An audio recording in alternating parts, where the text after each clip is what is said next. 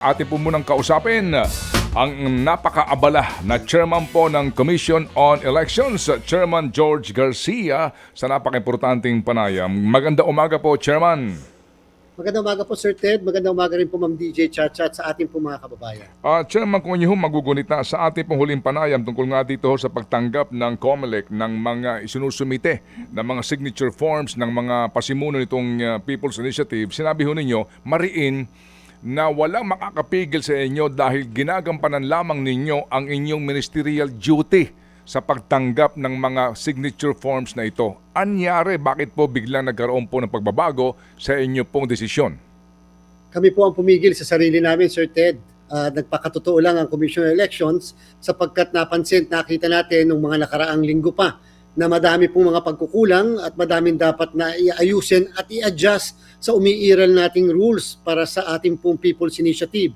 Meron po tayong IRR, kinukonsider po nating implementing rules and regulation, yung pong COMELEC Resolution 10650. At dahil dyan, nakita namin na lalo tayo magkakagulo at walang patutunguhan kung sakasakali magtutuloy-tuloy na may ma-file na petition sa amin, Sir Ted, pagkatapos hindi po maayos yung ating umiiral na patakaran.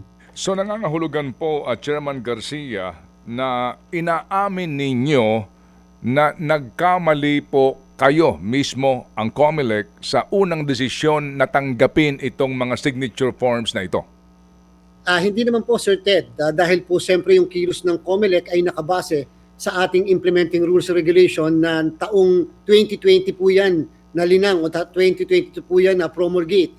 Pero po, yung pagtanggap po kasi ng mga signatures ay naandun mismo sa guidelines natin. Kaya lang, kung magtutuloy pa yung proseso, halimbawa po, mapapayagan namin yung filing ng certificates of candidacy, madami na pong papasok na problema, Sir Ted. Halimbawa, ngayon po, wala pang problema sa pagtanggap namin ng mga signature forms. Kahit pa may opinion ng iba na nagsasabing dapat may petition muna bago yung signature forms.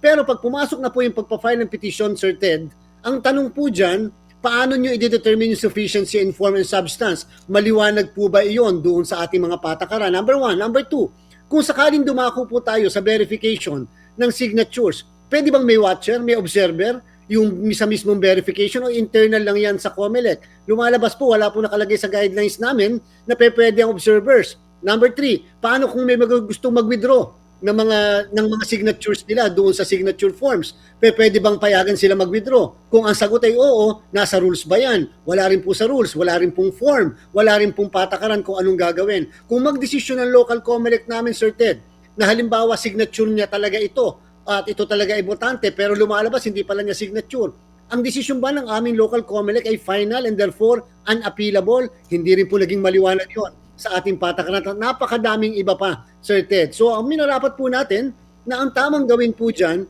ay isuspend ang rules, isuspend ang proceedings hanggang sa ating pong maayos ang ating pong guidelines.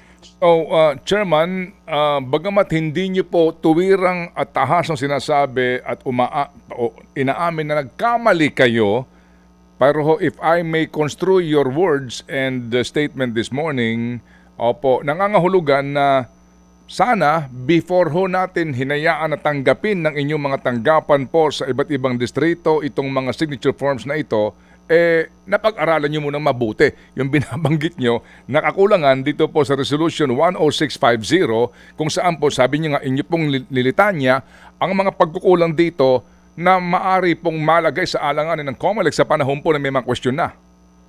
Sir Ted, una, hindi naman inaasahan po ng COMELEC na magkakaroon na ng mga filing ng mga signature forms sa iba't ibang local COMELEC natin.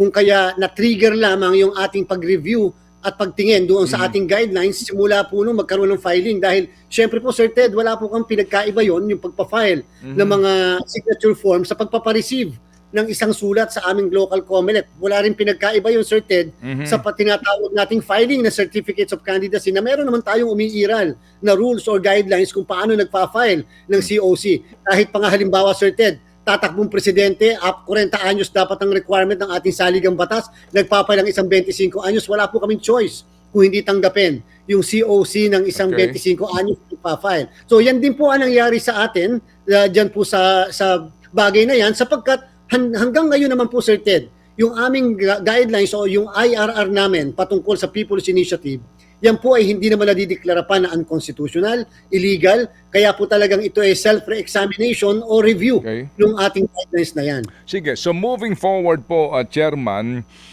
kaninyo, ito'y napag-aralan ng lubos ng COMELEC. Unbank po ito at meron pong karampatang resolusyon kayo tungkol dito po sa pagpapahinto muna ng... Go ahead, sir. Opo. Tama po, Sir Ted. Ito po yung isang NBank resolution at NBank unanimous po kami. Lahat po kami ay sumang-ayon doon sa ating naging aksyon kahapon. At ngayong araw na ito ay malalabas po namin yung resolusyon na yan. Subalit kahapon pa lamang po, sapagkat meron naman po kaming desisyon na kahapon, ay amin pong pinatigil na sa lahat ng mga local COMELEC natin na ang pagtanggap ng mga signature forms na maaaring maipareceive doon sa mga opisina ng local COMELEC po natin. Okay, sige po. So ilalabas ngayon po ang resolusyon tungkol dito. Kasama na ba sa resolusyon yung mga binabanggit po ninyo na mga question na dapat masagot o gagawa pa ho ng isa pa hong resolusyon ang COMELEC bilang bilang panuntunan o kumbaga revised rules na naman and regulations governing the conduct of initiative on the Constitution, etc. Sir Ted, yung pong resolution ay yung resolution lamang ng pagpapahinto ng proseso ng ongoing People's Initiative. Hindi po natin pangungunahan yung i-create natin na isang panel of review, review panel para po dyan sa pagdapat. Therefore, ayaw din natin isulat o ilagay yung mga nabanggit natin ng mga nakita nating problema tungkol sa resolusyon sapagkat ayaw natin pangunahan yung magiging aksyon ng ating pong komite o yung panel na i-create. So meaning to say, bibigyan po natin sila ng wide range of discretion kung ano ang dapat nakalagay doon sa bagong na i-revise na rules natin dyan sa People's Initiative. Kung kaya naman po, Sir Ted, hindi talaga namin masasabi kung kailan matatapos yan. Ayaw natin mag-set timetable o deadline. Ayaw natin pakialaman yung gagawing review na yan ng ating pong panel. Okay, sige po. So habang tayo pinaghihintay ho ng magiging bagong resolusyon, revised kumbaga revising the revised rules concerning People's Initiative. Sa ngayon po, ano ang karakter para sa COMELEC? Ito pong affidavit of manifestation of withdrawal na ngayon nga po ay ipinamimigay sa sino man po na gustong bawiin ang pirma doon sa People's Initiative petition, signature form na ipinakalat kamakailan po lamang at ang sinasabi nga po dito ng grupo ho ng nila Attorney Colmenares na maaari nitong ito'y gamitin ng sino man po na gustong bawiin yung pirma sa usapin po na siya'y naloko lamang o nalinlang nung nagpapirma. Una po, Sir Ted, wala lang pong problema na magpatuloy sila sa pagpapapirma o pag-distribute ng mga forms na yan sa pag-withdraw ng kanilang mga lagda. Siyempre po yan ay magkakabisa lamang naman kapag nag-proceed na rin tayo sa ating pong People's Initiative. So far po, dahil yan ay part ng ating pong proseso, yung pagpapa-withdraw, therefore po hindi pa rin magagamit siyang pong lahat ng yan sapagkat wala rin naman pong petisyon na tatanggapin ng Commission on Election patungkol sa People's Initiative. So technically po lahat ngayon ay naka-freeze pero po walang makakapigil na yan po ay magpapirma yung ating pong yung bayan muna ng mga affidavits po na yan. Pero hindi ito tatanggapin muna meantime ng any COMELEC office sa field.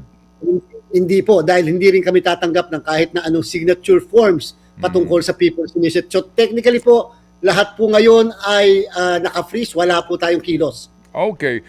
Di ho ba't meron ng ongoing registration by Feb 12? Ito yung continuing registration. Ano ho bali yan? Kasi sabi ho ninyo makakagambala itong PI na ito kapag ho nagsimula na iyon. So, paano kaya iyon? Pag ho February 12 na at ito hong all of a sudden biglang mabuhay itong PI, paano ang trabaho nyo? Ay makakapag-focus na po kami ngayon, Sir Ted, dito sa ating pong registration. Hindi na po kami magagambala o may istorbo sapagkat again, nakaset aside na po muna yan dahil nga hindi naman natin mabibigay kung anong timetable magagawa yung rules na yan. Alam niyo po yung rules namin ngayon, yung COMELEC Resolution 10650. Alam niyo po yung desisyon ng Lambino versus COMELEC na pinagbasihan nitong pong rules na ito ay 2006 po yung Lambino. Yung pong rules ay 2020. Hindi ko naman po sinasabing 14 years namin gagawin o i-review yung rules. Ang sinasabi natin, basta po hindi natin pakikialman yung review panel, nasa kanila po kung kailan nila matatapos. But in the meantime, focus po kami sa registration ng mga botante natin. Dito ho sa inyo pong bigla ang desisyon na ito, bagamat kaninyo ay N-Bank, no ho, ay may mga usap-usapan na baka may tumawag sa inyo, Chairman. Para kasi kayo ang susi dito para matigil na ito eh. Kapag walang mag-entertain na COMELEC office, hindi gagalaw ito. Baka daw may tumawag sa inyo at nagsabi sa inyo na COMELEC, tigil nyo na muna iyan. Ay, nako, wala pong ganun, Sir Ted, sapagkat alam po ng kahit po dito sa amin, alam po na nung pang last week pa namin pinoproblema yung aming rules, and therefore, siguro po nagkataon lang na may mga ganyang alingas-ngas, lalo na po noong weekends, pero po yung COMELEC talaga, kaya kinakailangan mag-meet kami kahapon dahil nga po para mapag-usapan yung bagay na yan, dahil una po ay ayaw po natin na magresulta ito. Later on, sa napakadami pang problema, magkakapit-kapit na po yung problema na ganyan And therefore, kung yan man po ay napasabay doon sa mga ibang alingas-ngas, ay separate at independent po ang COMELEC.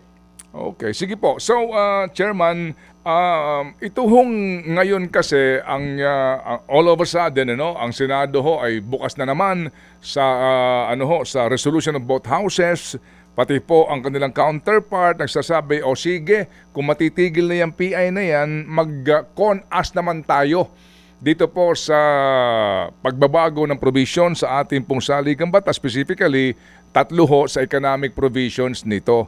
Mailiwanagan lang po kami, kapag ho ba itong con-as na ito ay nagtagumpay, dadaan pa rin ho ba ito sa plebisito? Tama po, Sir Ted. Lahat po ng modes o yung paraan ng pagbabago ng saligang batas natin na nakalagay sa ating saligang batas magmula sa Constitutional Convention, Constituent Assembly, People's Initiative, ang punot dulo po lahat nito ay ang isang plebisito, yes or no, ang magiging boto ng mga mamamayan doon po sa proposal na inaamen na saligang batas. So, pag pinag-usapan po natin ang timetable na naman dito, assuming po na magtagumpay itong RBH 6 na ito ng Senado at sila nga ay makapagpasa ng resolusyon para po sa pagbabago ng ating saligang batas, may panahon ba ang COMELEC para po sa plebisito dito? Sir Ted, ito po tahasan at derechahan nating sasabihin. Huwag po sanang maaapektuhan at huwag na po sana nilang ipilit kung sino man po sila sa 2025 sapagkat pakiusap po ng COMELEC, sana po ay exclusive na lang natin ang 2025 para sa national elections ng Mayo at yung December 2025 din na barangay and SK elections. Dalawang hala lang po tayo and therefore dapat po nakapokus sa mga mamamayan natin sa paghahalal ng mga leader natin sa nasyonal at mga leader natin sa lokal. At therefore po, hindi po namin kaya na isingit bago o sa pagitan ng dalawang eleksyon yung pong plebisito. The most po siguro na makakakilos ang COMELEC ay 2026 na. So meaning ngayon po ay Enero at 30 hanggang Disyembre kaninyo hindi na ho kakayanin ng COMELEC na magsagawa ng plebisito tungkol sa CONAS na ito. Ayoko po sanang sabihin, Sir Ted, pero meron po isang puwang. Again, November to December, hindi na po namin kaya. Siguro po, the most, nakakayanin namin October. Pero take note, Sir Ted, October, sa first week po ng October, filing na muli ng Certificates of Candidacy. So busy po kami doon. The most po, nakakayanin siguro namin third week to last week ng October kung mapapaaga, kung ano man po yung ipopropose sa atin na pagbabago ng saligang batas. Yung budget po nito na pinag-uusapan natin na umano'y naisingit daw sa BICAM na budget para po sa Chacha.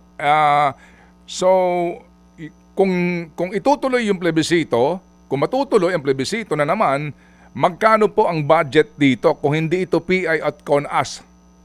Ay ihingi po kami ng budget, Sir Ted, sapagkat again, katulad na nabanggit nyo, hindi naman po para talaga sa plebisito yan o sa People's Initiative or whatever. Yung po ay may nakalaan, yung po yung tinanggal sa amin. So kinakailangan bigyan po nila kami ng separate budget para sa isang plebisito at yan po ay kakailanganit nagkakahalaga ng 13 billion pesos. 13 billion pesos? Opo, para tama po, po kayo, sir. Para sa yes or no plebiscite? Yes, Sir Ted, tama po. Opo.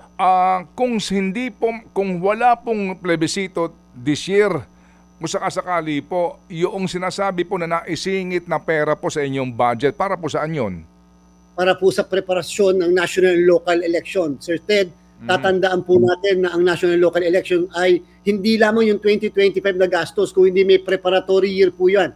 2024 po ang preparatory year at napakadami pong gastos ng COMELEC sapagkat automated po tayo. At remember po na ipasok din po sa amin dahil sa desisyon ng Korte Suprema ang barangay and SK elections na magpaghahandaan na rin po namin ngayong taong ito in preparation sa 2025 December na election para sa barangay.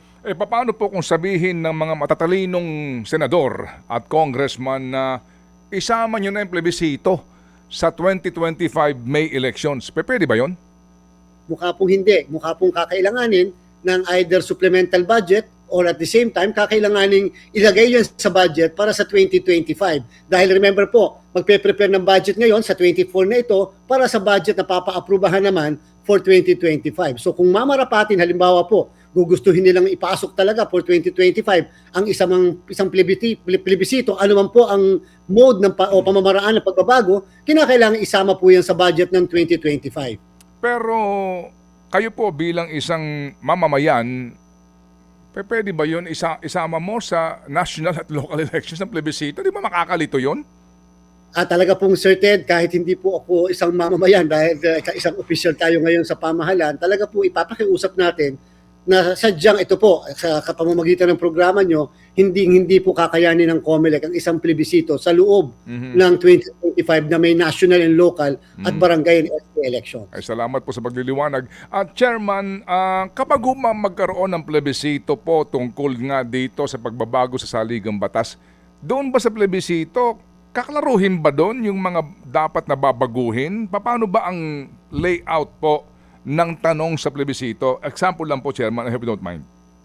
Tama po, Sir Ted. Una, kinakailangan sa isang lingwahe na naiintindihan ng mga kababayan natin. At the same time, nakalagay doon yung mismong probisyon ng saligang batas na dapat baguhin at yung mismong exact wordings o yung mga pananalita na nakalagay kung ano ang dapat na pagbabago doon sa saligang batas natin. At meron pong isang naging desisyon ng Korte Suprema dyan, Sir Ted, yung pong Oxena versus COMELEC. Alam niyo, sinasabi nga ng ating Korte Suprema na hanggat maaari ang isang pagbabago ng saligang batas ay hindi dapat sinasabay sa isang eleksyon sapagkat hindi dapat nalilito ang mga kababayan natin sa kung ano ang issue at ano yung dapat nilang baguhin sa saligang batas. Kaya po yung sasabihin po ng iba na isama na lang natin, isabay na lang natin sa national and local election upang makatipid. Hindi po pwede yung ganon. At upang dapat po separate po yan para mas mauunawaan ng mga kababayan natin. Sige, so Cha, may pahabol lang pong tanong, Chairman. Ano? Alam po namin kayo po'y abala. Go ahead, Cha. Yes po, Chairman. Isang tanong lang. Nagbabasa ako ng mga comments ngayon dito sa ating YouTube channel. And may mga nakapakinig, last interview niyo po dito kay Manong Ted, kung saan very firm po kayo doon sa stand ninyo na talagang gagawin ninyo ang mandato ninyo dyan sa COMELEC. Kaya tinatanggap nyo noon yung mga pirma na isinusumiti po sa inyo pong opisina. Paano daw po ba kami nakakasiguro na wala po nag-utos sa COMELEC at kayo stand alone po talaga ang inyong opisina at hindi kayo kumbaga nakikinig kung kani-kaninong matataas na opisyal natatawag. Kayo. Talagang independent po kayo. Yun ang gustong talagang masiguro ng ating mga kapatid. Sapagkat kung may tumawag po sa atin o may nag-pressure, siguro po hindi ganito ang kilos o aksyon ng Commission ng Election. Lalong-lalo na dalawang mabibigat na nag-uumpugang bato ang gusto mag-proceed sa People's Initiative at nag-o-oppose sa People's Initiative. Kung napansin po ninyo, lahat naman po ng kilos ng inyong COMELEC ay nakabase sa law at sa rules. Ang sabi nga natin, hanggat hindi nababago yan po susundin natin. Ngayon po, at the same time, may karapatan din naman po ang COMELEC, may kapangyarihan kami na baguhin namin yung sarili naming rules, lalo pat kung ito ang ikabubuto. So yun po ay again self-re-examination at ito ay purely the decision of the Commission on Elections. Okay, we will take your word for that, Chairman. And kami po marami pang katanungan dito, para ho sa paghahanda sa paparating na halalan. But meantime, alam po namin na kayo abala, marami kayong mga hearings ngayon. So Godspeed po, Chairman, at muli kaming tatawag para po sa paliwanagan dahil importante po ito na mismong Chairman ng COMELEC ang humaharap sa taong bayan para po sagutin ang ating katanungan, Chairman. Maraming salamat po, Sir Ted, Ma'am DJ Chacha, at mabuhay po kayo at inyo pong programa. Thank you, si Chairman George Garcia ng COMELEC. Ted Filon at DJ Chacha. Ngayon, nasa Radyo 5, 92.3 News FM. Monday to Friday, 6 to 10 a.m.